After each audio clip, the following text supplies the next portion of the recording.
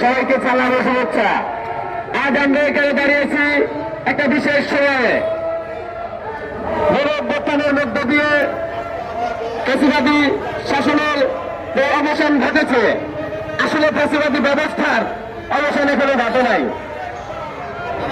সংগ্রামী ভাই বোনেরা, আপনারা জানেন ফ্যাসিবাদী কায়দায় এদেশের গার্মেন্টস মালিক সমিতি বিজিএমইউ তারা শ্রমিকদের ডাটাবেস সংরক্ষণের নামে বায়োমেট্রিক পদ্ধতি চালু করেছিল।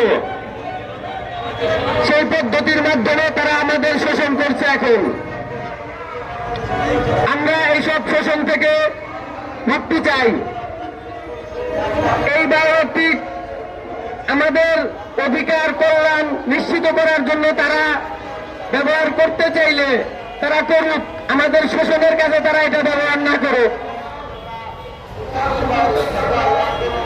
এই মুহূর্তে আমাদের দেশে আমরা বর্তমান এই শ্রম সংস্কার কমিশনের প্রস্তাবের বাস্তবায়ন চাচ্ছি। ঠিক সেই সময় আমাদের আরো একটু ভাবা উচিত, 2006 সালের শ্রম আইনটা এখন পর্যন্ত আমাদের দেশে আমরা বাস্তবায়ন করতে পেরেছিলাম কিনা। 2006 সালের শ্রম আইন এখন আমরা বাস্তবায়ন কেন করতে পারি নাই, সেই সব প্রশ্ন আমাদের একবার ভেবে দেখা উচিত।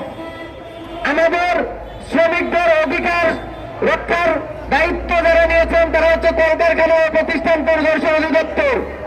সেই অধিদপ্তরের সক্ষমতা কতটুকু? অধিদপ্তরের নিজস্ব সিপাহী বা নিজস্ব কোনো বাহিনী নেই।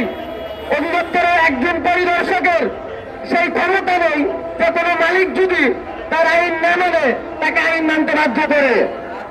যদি এই ক্ষমতা এই অধিদপ্তরের একজন পরিদর্শকের কাছে না থাকে, তাহলে কিভাবে সে আমার অধিকার রক্ষার দায়িত্ব পালন করতে পারবে? তার জন্য কিভাবে সে যোগ্য হয়? এর জন্য আমাদের এই অধিদপ্তরকে শক্তিশালী করতে হবে। আর একটা ব্যাপার, ট্রেড ইউনিয়ন। ট্রেড ইউনিয়নের অধিকার অতীত থেকে শুনে আসছি, ট্রেড ইউনিয়ন করতে দেবো। ট্রেড ইউনিয়ন আমার আইনে আছে। ট্রেড ইউনিয়ন মালিক পক্ষ চায়, এটা অনেকেই বলে। আসলে ট্রেড ইউনিয়নের ব্যাপারটা এখনো কি? এখনো এই সংস্কার কমিশনের প্রস্তাবে যে ব্যাপারটা আসছে সেটা এখনো 20% শ্রমিক সমর্থন লাগে একটা ট্রেড ইউনিয়ন করতে। সেখানে 500, 1000, 2000, 3000 শ্রমিক আছে, সেইখানে একটা ট্রেড ইউনিয়ন করা খুব কঠিন কিছু নয়।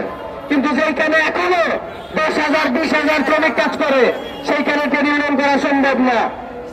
এখনো যারা বড় বড় মালিক তারা ট্রেড ইউনিয়নের ধরাছোঁয়ার বাইরে আছে। এটা সুস্পষ্ট বৈষম্য। আমরা এই বৈষম্যের অবসান চাই। এদেশ থেকে ফ্যাসিবাদী সরকারের বিদায় হয়েছে, আমরা ফ্যাসিবাদ ব্যবস্থার বিদায় চাই। এই বলে আমি আমার বক্তব্য শেষ করছি। ধন্যবাদ সবাইকে।